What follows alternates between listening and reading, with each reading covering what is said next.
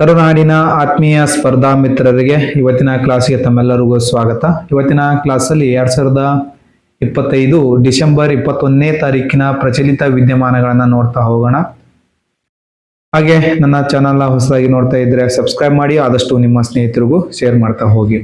ನೋಡಿ, ಒಂದನೇ ಕ್ವಶನ್, ಜಿನ್ ಸಂಪಾದನೆ ಸಮಯದಲ್ಲಿ ಹೊಳೆಯುವ CRISPR ಪ್ರೋಟೀನ್ ಗ್ಲೋ ಕ್ಯಾಶ್ 9 ಅಂತೇಳಿ ಯಾವ ಸಂಸ್ಥೆ ಅಭಿವೃದ್ಧಿಪಡಿಸಿದೆ ಅಂತೇಳಿ ಕ್ವಶನ್ ಐತಿ.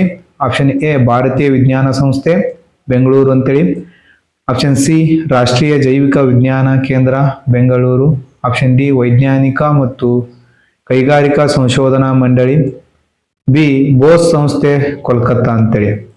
ಇಲ್ಲಿ ಇಂಪಾರ್ಟೆಂಟ್ ತಮ್ಗೆ ಗೊತ್ತಿರಲಿ, ಯಾವ ಸಂಸ್ಥೆ ಇದನ್ನ ಅಭಿವೃದ್ಧಿಪಡಿಸಿದೆ ಅಂತ ನೋಡ್ತಾ ಹೋದ್ರೆ ಆಪ್ಷನ್ ಏನಪ್ಪ ಅಂದಾಗ ಬಿ ಇಲ್ಲಿ ಆನ್ಸರ್ ಆಗುತ್ತಾ, ಬೋಸ್ ಸಂಸ್ಥೆ ಕೋಲ್ಕತ್ತಾ ಅಂತೇಳಿ. ಇಂಪಾರ್ಟೆಂಟ್ ಇದು ಗೊತ್ತಿರಲಿ, ಇದೊಂದು ಪ್ರೋಟೀನ್ ಅಂತೇಳಿ, ಯಾವುದು CRISPR ಪ್ರೋಟೀನ್ ಗ್ಲೋ ಕ್ಯಾಸ್ 9 ಅನ್ನೋದೊಂದು ಪ್ರೋಟೀನ್. ಇದನ್ನು ಅಭಿವೃದ್ಧಿಪಡಿಸಿದ ಸಂಸ್ಥೆ ಬೋಸ್ ಸಂಸ್ಥೆ, ಇಲ್ಲಿ ಪತ್ನ ಕೋಲ್ಕತ್ತಾದಲ್ಲಿ ಇರುವಂತ ಒಂದು ಸಂಸ್ಥೆ. ಇಂಪಾರ್ಟೆಂಟ್ ತಮಗೆ ಗೊತ್ತಿರಲಿ. ನೆಕ್ಸ್ಟ್ ಇಂಪಾರ್ಟೆಂಟ್, ಇದರ ಮೇಲೂ ಸಹ ಕ್ವಶನ್ಗಳನ್ನ ಕೇಳ್ತಾ ಬಂದಿದ್ದಾನ. ಅಪರೂಪದ ವಲಸೆ ಪಲ್ಲಾಸ್ ಗಲ್ ಹಕ್ಕಿಯನ್ನು ಇತ್ತೀಚೆಗೆ ಯಾವ ರಾಜ್ಯದಲ್ಲಿ ಗುರುತಿಸಲಾಯಿತು ಅಂತೇಳಿ. ಇತ್ತೀಚೆಗೆ ವಲಸೆ ಬಂದಂತಹ ಒಂದು ಅಪರೂಪದ ಹಕ್ಕಿ ಯಾವ ರಾಜ್ಯಕ್ಕೆ ಭೇಟಿ ನೀಡಿದೆ ಅಂತೇಳಿ ಕ್ವಶನ್ ಐತಿ. Option A Jharkhand, option B Rajasthan, option C Gujarat, option D Odisha. ಇಲ್ಲಿ ತಮಗೆ ಗೊತ್ತಿರಬೇಕು, ಅಪರೂಪದ ವಲಸೆ ಪಲ್ಲಾಸ್ ಗಲ್ ಹಕ್ಕಿಯು ಇತ್ತೀಚೆಗೆ ಜಾರ್ಖಂಡ್ ರಾಜ್ಯಕ್ಕೆ ಭೇಟಿ ನೀಡಿತ್ತು. ಆಪ್ಷನ್ ಎ ಇಲ್ಲಿ ಸರಿಯಾದ ಉತ್ತರ. ಇಂಪಾರ್ಟೆಂಟ್ ತಮಗೆ ಗೊತ್ತಿರಲಿ, ವಲಸೆ ಬಂದ ಹಕ್ಕಿಗಳು ಅಪರೂಪವಾಗಿ ಕಂಡು ಬಂದ ಹೊಸದಾಗಿ ಕಂಡು ಬಂದ ಪ್ರಭೇದಗಳ ಮೇಲೆ ಕ್ವಶನ್ಗಳನ್ನ ಕೇಳ್ತಾ ಬರ್ತಾನೆ, ತಮಗೆ ಗೊತ್ತಿರಲಿ. ನೆಕ್ಸ್ಟ್ ಮೂರನೇ ಕ್ವಶನ್, ರಾಷ್ಟ್ರೀಯ ಚಲನಚಿತ್ರ ಪಾರಂಪರೆ ಮಿಷನ್ ಅಥವಾ NFHM ಅಂತೇಳಿ ಅನ್ನು ಯಾವ ಸಚಿವಾಲಯ ಪ್ರಾರಂಭಿಸಿತು ಅಂತೇಳಿ. ರಾಷ್ಟ್ರೀಯ ಚಲನಚಿತ್ರ ಪಾರಂಪರೆ ಮಿಷನ್ ಅನ್ನ ಯಾವ ಸಚಿವಾಲಯ ಆರಂಭಿಸಿದೆ ಅಂತೇಳಿ ಕ್ವಶನ್ ಐತಿ. ಆಪ್ಷನ್ ಎ ಸಂಸ್ಕೃತ ಸಚಿವಾಲಯ, ಆಪ್ಷನ್ ಬಿ ಮಾಹಿತಿ ಮತ್ತು ಪ್ರಸಾರ ಸಚಿವಾಲಯ, ಆಪ್ಷನ್ ಸಿ ಶಿಕ್ಷಣ ಸಚಿವಾಲಯ, ಆಪ್ಷನ್ ಡಿ ಎಲೆಕ್ಟ್ರಾನಿಕ್ಸ್ ಮತ್ತು ಮಾಹಿತಿ ತಂತ್ರಜ್ಞಾನ ಸಚಿವಾಲಯ ಅಂತೇಳಿ. ಇಲ್ಲಿ ಆನ್ಸರ್ ಗೊತ್ತಿರಲಿ ತಮಗೆ, ಇಂಪಾರ್ಟೆಂಟ್ ಆಪ್ಷನ್ ಬಿ ಮಾಹಿತಿ ಮತ್ತು ಪ್ರಸಾರ ಸಚಿವಾಲಯ ರಾಷ್ಟ್ರೀಯ ಏನಪ್ಪಾ ಚಲನಚಿತ್ರ ಪಾರಂಪರೆ ಮಿಷನ್ ಅನ್ನ ಆರಂಭಿಸಿದೆ ಅಂತೇಳಿ ತಮಗೆ ಗೊತ್ತಿರಬೇಕಾದಂತ ಇಂಪಾರ್ಟೆಂಟ್ ಮಾಹಿತಿ. ನೆಕ್ಸ್ಟ್ ಇಂಪಾರ್ಟೆಂಟ್ ಗೊತ್ತಿರಲಿ, ಆಪ್ಷನ್ ಬಿ ಮಾಹಿತಿ ಮತ್ತು ಪ್ರಸಾರ ಸಚಿವಾಲಯ. 4ನೇ ಕ್ವಶನ್, ಮಂಗಳ ವಾತಾವರಣ ಮತ್ತು ಬಾಷ್ಪಶೀಲ ವಿಕಸನ MAVEN ಅಂತೇಳಿ ಮಿಷನ್ ಯಾವ ಬಾಹ್ಯಾಕಾಶ ಸಂಸ್ಥೆ ಯೋಜನೆಯಾಗಿದೆ ಅಂದ್ರೆ ಯಾವ ಬಾಹ್ಯಾಕಾಶ ಸಂಸ್ಥೆಯ ಒಂದು ಯೋಜನೆಯಾಗಿದೆ ಅಂತ ಕ್ವಶನ್ ಐತಿ. ಮಂಗಳ ವಾತಾವರಣ ಮತ್ತು ಬಾಷ್ಪಶೀಲ ವಿಕಸನದ ಒಂದು ಯೋಜನೆ ಯಾವ ಸಂಸ್ಥೆಯ ಒಂದು ಯೋಜನೆ ಅಂತ ಕ್ವಶನ್ ಐತಿ. ಆಪ್ಷನ್ ಎ ರಾಷ್ಟ್ರೀಯ ವಾಯುಯಾನ ಮತ್ತು ಬಾಹ್ಯಾಕಾಶ ಆಡಳಿತ ಅಂತೇಳಿ ಅಥವಾ ನಾಸಾ ಅಂತೇಳಿ, ಬಿ ಭಾರತೀಯ ಬಾಹ್ಯಾಕಾಶ ಸಂಶೋಧನಾ ಸಂಸ್ಥೆ ಇಸ್ರೋ ಅಂತೇಳಿ, ಸಿ ಯುರೋಪಿಯನ್ ಬಾಹ್ಯಾಕಾಶ ಸಂಸ್ಥೆ ESA ಅಂತೇಳಿ, ಡಿ ಜಪಾನ್ ಬಾಹ್ಯಾಕಾಶ ಪರಿಶೋಧನಾ ಸಂಸ್ಥೆ JAXA ಅಂತೇಳಿ. ಇಲ್ಲಿ ಇಂಪಾರ್ಟೆಂಟ್ ತಮ್ಗೆ ಗೊತ್ತಿರಲಿ, MAVEN ಅನ್ನೋದು ಯಾವ ಒಂದು ಸಂಸ್ಥೆಯ ಒಂದು ಮಿಷನ್ ಅಂತ ನೋಡ್ತಾ ಹೋದ್ರೆ ನಾಸಾದು ರಾಷ್ಟ್ರೀಯ ವಾಯುಯಾನ್ ಮತ್ತು ಬಾಹ್ಯಾಕಾಶ ಆಡಳಿತ. ಇಲ್ಲಿ ಆಪ್ಷನ್ ಎ ಇಲ್ಲಿ ಉತ್ತರ ಆಗುತ್ತಾ. ನೆಕ್ಸ್ಟ್ ಇಂಪಾರ್ಟೆಂಟ್ 5ನೇ ಕ್ವಶನ್, ಶಿಕ್ಷಣದ ಹಕ್ಕು ಭೂತ ವರ್ತಮಾನ ಮತ್ತು ಭವಿಷ್ಯತ್ ಎಂಬ ವರದಿಯನ್ನ ಯಾವ ಸಂಸ್ಥೆ ಬಿಡುಗಡೆ ಮಾಡಿದೆ ಅಂತೇಳಿ. ಅಂದ್ರೆ ಶಿಕ್ಷಣ ಹಕ್ಕು ಭೂತ ವರ್ತಮಾನ ಮತ್ತು ಭವಿಷ್ಯ ಎಂಬ ವರದಿಯನ್ನ ಯಾವ ಸಂಸ್ಥೆ ಬಿಡುಗಡೆ ಮಾಡುತ್ತೆ ಅಂತೇಳಿ ಕ್ವಶನ್ ಐತಿ. ಆಪ್ಷನ್ ಎ ವಿಶ್ವಸಂಸ್ಥೆ ಅಂತಾರಾಷ್ಟ್ರೀಯ ಮಕ್ಕಳ ತುರ್ತು ನಿಧಿ, ಯಾವುದು UNICEF ಅಂತೇಳಿ, ಆಪ್ಷನ್ ಬಿ ವಿಶ್ವಸಂಸ್ಥೆ ಶೈಕ್ಷಣಿಕ ಮತ್ತು ವೈಜ್ಞಾನಿಕ ಸಾಂಸ್ಕೃತಿಕ ಸಂಸ್ಥೆ ಅಂತೇಳಿ. ನೋಡಿ, ವಿಶ್ವಸಂಸ್ಥೆ ಶೈಕ್ಷಣಿಕ ವೈಜ್ಞಾನಿಕ ಮತ್ತು ಸಾಂಸ್ಕೃತಿಕ ಸಂಸ್ಥೆ ಅಥವಾ UNESCO ಅಂತ ಕರಿತೀವಿ. ಆಪ್ಷನ್ ಸಿ ವಿಶ್ವ ಬ್ಯಾಂಕ್ ಅಥವಾ WHO, ಇದು ಏನಪ್ಪ ಅಂದಾಗ WB ಅಂತೇಳಿ ತಮಗೆ ಬದಲಿ ವರ್ಲ್ಡ್ ಬ್ಯಾಂಕ್ ಅಥವಾ ವಿಶ್ವ ಬ್ಯಾಂಕ್ ಅಂತ ಹೇಳ್ತೀವಿ. ಡಿ ಆರ್ಥಿಕ ಸಹಕಾರ ಮತ್ತು ಅಭಿವೃದ್ಧಿ ಸಂಸ್ಥೆ, ಇಲ್ಲಿ ಆನ್ಸರ್ ಏನಾಗುತ್ತೆ ನೋಡ್ತಾ ಹೋದ್ರೆ ಇಂಪಾರ್ಟೆಂಟ್ ತಮಗೆ ಗೊತ್ತಿರಲಿ. ಆಪ್ಷನ್ ಬಿ ವಿಶ್ವಸಂಸ್ಥೆ ಶೈಕ್ಷಣಿಕ, ವೈಜ್ಞಾನಿಕ ಮತ್ತು ಸಾಂಸ್ಕೃತಿಕ ಸಂಸ್ಥೆ ಅಥವಾ ಯುನೆಸ್ಕೋ ಇದೇನಪ್ಪ ಅಂತಂದಾಗ ಶಿಕ್ಷಣದ ಹಕ್ಕು, ಭೂತ, ವರ್ತಮಾನ, ಭವಿಷ್ಯತ್ ಎಂಬ ವರದಿಯನ್ನು ಬಿಡುಗಡೆ ಮಾಡುವಂತ ಒಂದು ಸಂಸ್ಥೆ ಅಂತೇಳಿ ತಮಗೆ ಗೊತ್ತಿರಲಿ. ನೆಕ್ಸ್ಟ್ ಇಂಪಾರ್ಟೆಂಟ್ 6ನೇ ಕ್ವಶನ್, ಪ್ರಾಜೆಕ್ಟ್ ಸುಂಕೆ ಟೀಚರ್ ಯಾವ ಸಂಸ್ಥೆಯ ಉಪಕ್ರಮವಾಗಿದೆ? ಪ್ರಾಜೆಕ್ಟ್ ಸುಂಕೆ ಟೀಚರ್ ಅನ್ನೋದು ಯಾವ ಸಂಸ್ಥೆಯ ಒಂದು ಉಪಕ್ರಮವಾಗಿದೆ ಅಂತೇಳಿ ಕ್ವಶನ್ ಐತಿ. Option A Google, option B Microsoft, option C meta, option D Amazon ಅಂತೇಳಿ. ಪ್ರಾಜೆಕ್ಟ್ ಸುಂಕೆ ಟೀಚರ್ ಅನ್ನೋದು ಒಂದು ಆಪ್ಷನ್ ಎ ಗೂಗಲ್ ಸಂಸ್ಥೆಯ ಒಂದು ಉಪಕ್ರಮ ಅಂತೇಳಿ ತಮಗೆ ಗೊತ್ತಿರಲಿ. ಇಂಪಾರ್ಟೆಂಟ್, ಗೂಗಲ್ ಸಂಸ್ಥೆಯ ಮೇಲೆ ಕ್ವಶನ್ಗಳನ್ನ ಕೇಳ್ತಾ ಬಂದಿದ್ದಾನ. ನೆಕ್ಸ್ಟ್ ಇಂಪಾರ್ಟೆಂಟ್, ಇತ್ತೀಚೆಗೆ ಪ್ರಚಲಿತದಲ್ಲಿರುವಂತಹ ಒಂದು ವನ್ಯಜೀವಿ ಧಾಮ ಯಾವ್ದಂದಾಗ ಕೈಮೂರ್ ವನ್ಯಜೀವಿ ಧಾಮ ಯಾವ ರಾಜ್ಯದಲ್ಲಿ ಕಂಡು ಬರುತ್ತೆ ಅಂತೇಳಿ ಕ್ವಶನ್ ಐತಿ. Option A Bihar, option A Bihar, option B Jharkhand, option C Madhya Pradesh, option D Gujarat ಅಂತೇಳಿ ಕೊಟ್ಟಾನ. ಕೈಮೂರ್ ವನ್ಯಜೀವಿ ಅಭಯಾರಣ್ಯ ಯಾವ ರಾಜ್ಯದಲ್ಲಿ ಇದೆ ಅಂತ ಹೇಳಿದಾಗ ಬಿಹಾರ್ ರಾಜ್ಯದಲ್ಲಿ ಕಂಡು ಬರುತ್ತಂತೆ ತಮಗೆ ಗೊತ್ತಿರಲಿ. ಆಪ್ಷನ್ ಎ ಬಿಹಾರ್ ರಾಜ್ಯ ಅಂತೇಳಿ ಕೈಮೂರ್ ವನ್ಯಜೀವಿ ಅಭಯಾರಣ್ಯ. ಇಂಪಾರ್ಟೆಂಟ್ ತಮಗೆ ಗೊತ್ತಿರಲಿ. ಪನ್ನಾ, ಕನ್ನಾ, ಕುನ್ನು, ಬಾಂಧವಗಢ ಎಲ್ಲ ಎಲ್ಲಿ ಕಂಡು ಬರ್ತದ ಮಧ್ಯಪ್ರದೇಶದಲ್ಲಿ. ಕೈಮೂರ್ ವನ್ಯಜೀವಿ ಧಾಮ ಕಂಡು ಬರೋದು ಬಿಹಾರದಲ್ಲಿ. ನ್ಯಾಷನಲ್ ಪಾರ್ಕ್ ಯಾವ್ದತ್ನ ವಾಲ್ಮೀಕಿ ವನ್ಯಜೀವಿ ಧಾಮ ಬಿಹಾರದಲ್ಲಿ ಕಂಡು ಬರುವ ವನ್ಯಜೀವಿ ಧಾಮ ಯಾವ್ದಂದಾಗ ವನ್ಯಜೀವಿ ಧಾಮ ಯಾವ್ದಂತ ಕೈಮೂರ್ ವನ್ಯಜೀವಿ ಧಾಮ.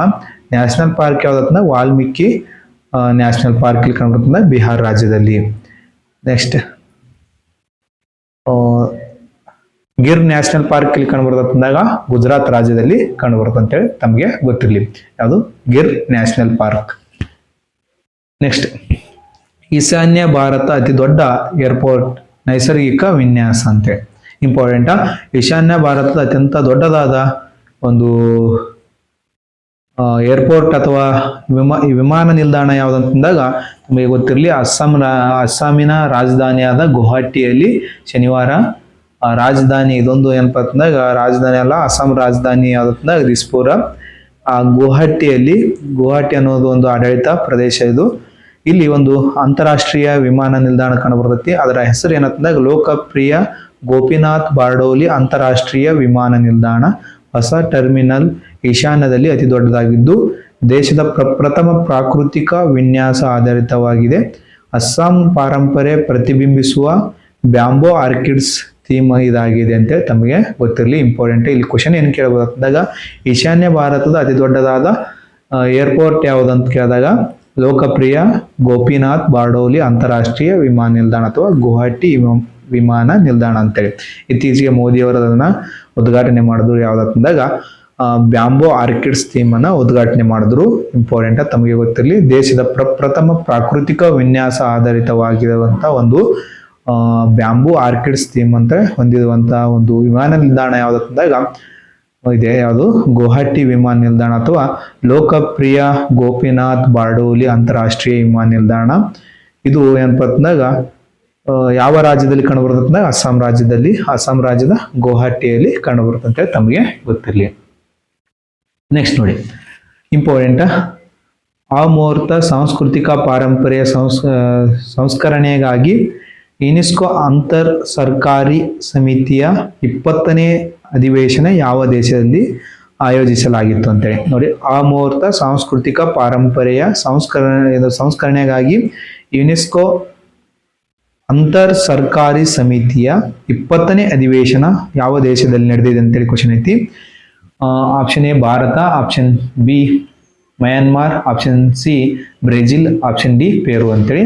ನಮಗೆ ಗೊತ್ತಿರಲಿ ಇಲ್ಲಿ ಆಪ್ಷನ್ ಎ ಭಾರತ ಅಂತೇಳಿ. ಭಾರತದಲ್ಲಿ 20ನೇ ಅಧಿವೇಶನ ಯಾವುದು ಅಮೂರ್ತ ಸಾಂಸ್ಕೃತಿಕ ಪಾರಂಪರ್ಯ ಸಂಸ್ಕರಣೆಗಾಗಿ ಯುನೆಸ್ಕೋ ಅಂತರ್ ಸರ್ಕಾರಿ ಸಮಿತಿಯನ್ನ ಆಯೋಜಿಸಿತ್ತು. 20ನೇ ಅಧಿವೇಶನ ಅದು ಭಾರತದಲ್ಲಿ ನಡೆದಿತ್ತು ಅಂತೇಳಿ ತಮಗೆ ಗೊತ್ತಿರಲಿ. ಈ ಸಮಿತಿಯಲ್ಲಿ ಭಾರತದಿಂದ ದೀಪಾವಳಿ ಹಬ್ಬವನ್ನ ಏನಪ್ಪ ಅಂತ ಅಮೂರ್ತ ಸಾಂಸ್ಕೃತಿಕ ಪಾರಂಪರಿಕ ಪಟ್ಟಿಗೆ ಸೇರ್ಪಡೆ ಮಾಡಲಾಗಿದೆ ಅಂತ ತಮಗೆ ಗೊತ್ತಿದೆ. ದೀಪಾವಳಿ ಹಬ್ಬವನ್ನ 2025ರಲ್ಲಿ. Next important. ಇದು ಸಹ ಇದರ ಮೇಲೆ ಆಲ್ರೆಡಿ ಕ್ವಶನ್ಗಳನ್ನ ಕೇಳ್ತಾ ಬಂದಿದ್ದವನ್ನ ನಮಗೆ ಗೊತ್ತಿರಲಿ. ನೆಕ್ಸ್ಟ್ ನೋಡಿ ಇಲ್ಲಿ ಏನು ಕೊಟ್ಟನ ಅಂತಂದಾಗ ಗಡಿ ರಸ್ತೆಗಳ ಸಂಸ್ಥೆ ಅಥವಾ BRO ಅಂತ ಕರಿತೀವಿ, ಯಾವ ಸಚಿವಾಲಯದ ಅಡಿಯಲ್ಲಿ ಕಾರ್ಯನಿರ್ವಹಿಸುತ್ತದೆ ಅಂತೇಳಿ, ಅಥವಾ ಗಡಿ ರಸ್ತೆಗಳ ಸಂಸ್ಥೆ ಯಾವ ಸಚಿವಾಲಯದ ಅಡಿಯಲ್ಲಿ ಕಾರ್ಯನಿರ್ವಹಿಸುತ್ತದೆ ಅಂತೇಳಿ. ಆಪ್ಷನ್ ಎ ಗೃಹ ಸಚಿವಾಲಯ, ಆಪ್ಷನ್ ಬಿ ರಕ್ಷಣಾ ಸಚಿವಾಲಯ, ಆಪ್ಷನ್ ಸಿ ರಸ್ತೆ ಸಾರಿಗೆ ಮತ್ತು ಹೆದ್ದಾರಿ ಸಚಿವಾಲಯ, ಡಿ ವಿದೇಶಾಂಗ ಸಚಿವಾಲಯ ಅಂತೇಳಿ ಕೊಟ್ಟಾನ. ಇಂಪಾರ್ಟೆಂಟ್ ತಮಗೆ ಗೊತ್ತಿರಲಿ, ಇಲ್ಲಿ ಆನ್ಸರ್ ಯಾವ್ದಾಗತ್ತಂದಾಗ ತಮಗೆ ಗೊತ್ತಿರಲಿ ರಕ್ಷಣಾ ಸಚಿವಾಲಯ. ಗಡಿ ರಸ್ತೆಗಳ ಒಂದು ಸಂಸ್ಥೆಯನ್ನ ನಿರ್ವಹಣೆ ಮಾಡುವಂತ ಒಂದು ಸಚಿವಾಲಯ ಯಾವ್ದಂದಾಗ ರಕ್ಷಣಾ ಸಚಿವಾಲಯ. BRO ನಡೆಸುವಂತ ಒಂದು ಸಂಸ್ಥೆ ಯಾವ್ದಂದಾಗ ರಕ್ಷಣಾ ಸಚಿವಾಲಯ ಅಂತೇಳಿ ತಮಗೆ ಗೊತ್ತಿರಲಿ. ಇಂಪಾರ್ಟೆಂಟ್. ರಸ್ತೆ ಸಾರಿಗೆ ಹೆದ್ದಾರಿ ಸಚಿವಾಲಯ ಅಲ್ಲ, ಕನ್ಫ್ಯೂಸ್ ಮಾಡ್ಕೋಬೇಡಿ. ಗಡಿ ರಸ್ತೆಗಳ ಸಂಸ್ಥೆಯನ್ನ ನಿಭಾಯಿಸುವಂತ ಒಂದು ಸಚಿವಾಲಯ ಯಾವ್ದಂದಾಗ ರಕ್ಷಣಾ ಸಚಿವಾಲಯ ಅಂತ ತಮಗೆ ಗೊತ್ತಿರಬೇಕು. ನೆಕ್ಸ್ಟ್ ನೋಡಿ, ಅಂತಾರಾಷ್ಟ್ರೀಯ ಭ್ರಷ್ಟಾಚಾರ ವಿರೋಧಿ ದಿನವನ್ನು ಪ್ರತಿ ವರ್ಷ ಯಾವ ದಿನದಂದು ಆಚರಿಸಲಾಗುತ್ತದೆ ಅಂತೇಳಿ. December 7, December 8, December 9, December 10 ಕೊಟ್ಟನ. ಇಲ್ಲಿ ಆನ್ಸರ್ ಯಾವ್ದಾಗುತ್ತಂದ ಡಿಸೆಂಬರ್ 9 ಅಂತೇಳಿ. ಇಂಪಾರ್ಟೆಂಟ್ ತಮಗೆ ಗೊತ್ತಿಲ್ಲ, ಡಿಸೆಂಬರ್ 9. ನೆಕ್ಸ್ಟ್ ನೋಡಿ, ಹೆಮರಾಜಿಕ್ ಸೆಪ್ಟಿಸೆಮಿಯಾ ಕಾಯಿಲೆಯು ಯಾವ ಏಜೆಂಟ್ನಿಂದ ಉಂಟಾಗುತ್ತದೆ ಅಂದ್ರೆ ಯಾವ ಒಂದು ರೋಗವಾಹಕದಿಂದ ಉಂಟಾಗುತ್ತದೆ ಅಂತೇಳಿ ಕ್ವಶನ್ ಕೇಳೋಣ. Option A bacteria, option B virus, option C ಶಿಲೀಂಧ್ರ, ಆಪ್ಷನ್ ಡಿ ಪ್ರೋಟೋಜೋವಾ ಅಂತೇಳಿ.